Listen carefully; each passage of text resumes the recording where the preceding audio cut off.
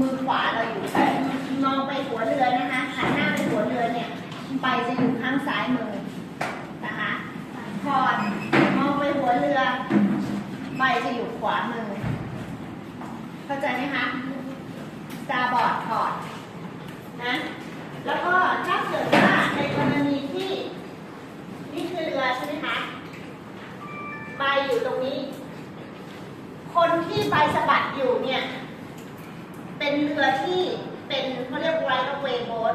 ก็คือให้ทุกคนเนี่ยคิดเคลียร์คือเขาไม่สามารถคอนโทรลเรือได้ทุกคนจะต้องไม่เข้าไปยุ่งกับเขานะคะเข้าใจนะพ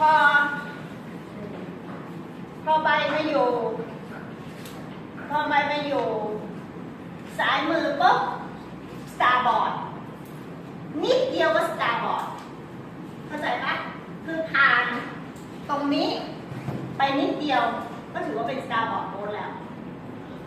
พอใบเริ่มกินลมนิดเดียวเองอะเป็นสตาร์บอร์ดแล้วใช่ไหมคะแล้วก็มาทางนี้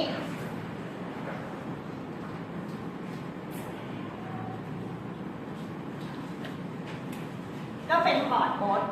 ก็เหมือนกันนิดเดียวก็เป็นพอร์ตแล้วนะคือเวลาเขาดูเวลาว่ากัดไปแล้วผ่านลม